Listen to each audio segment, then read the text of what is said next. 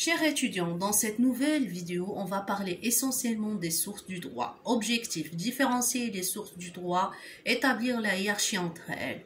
Contenu, sources traditionnelles, sources modernes, sources complémentaires, hiérarchie des normes. On va mettre l'accent sur les sources modernes.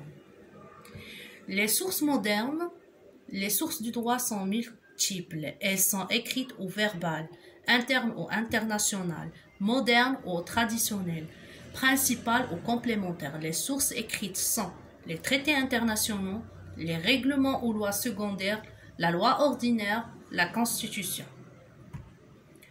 La Constitution est le texte fondamental, supérieur à toutes les autres normes. Elle définit les principes juridiques de base de l'organisation politique de l'État, ainsi que les principaux droits des citoyens. La révision de la Constitution est soumise au référendum. L'initiative de cette révision appartient au roi ou aux 2/3 des membres de la Chambre des représentants ou de la Chambre des conseillers, l'article 103 et 104 de la Constitution. La loi ordinaire, l'ensemble des règles élaborées par le pouvoir législatif dans les domaines précisés par la Constitution est appelée loi ordinaire. Elle concerne par exemple les libertés individuelles et collectives, le statut de la fonction publique, le domaine des obligations civiles et commerciales, les biens.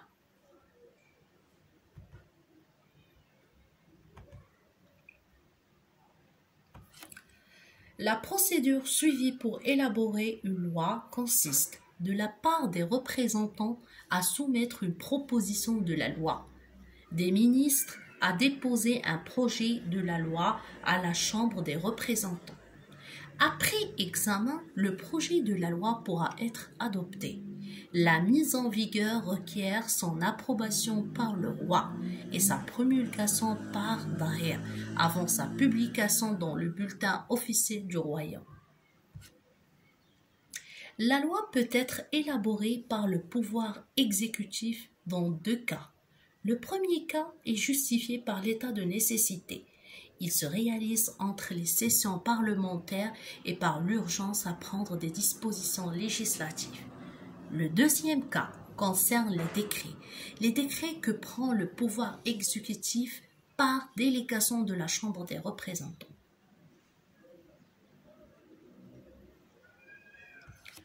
En période exceptionnelle, le roi exerce la fonction législative sous forme de daher.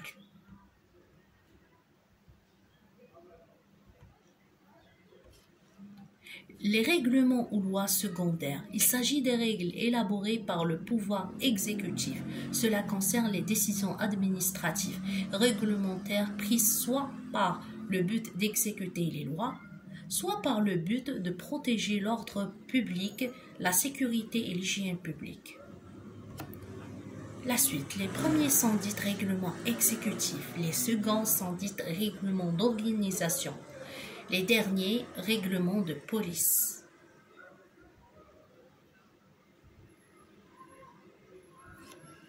Les traités internationaux sont des accords visant à prendre les mesures identiques dans différents États signataires. Leur validité dépend de l'autorisation de ratification parlementaire et du respect des engagements pris par les États concernés. Fin.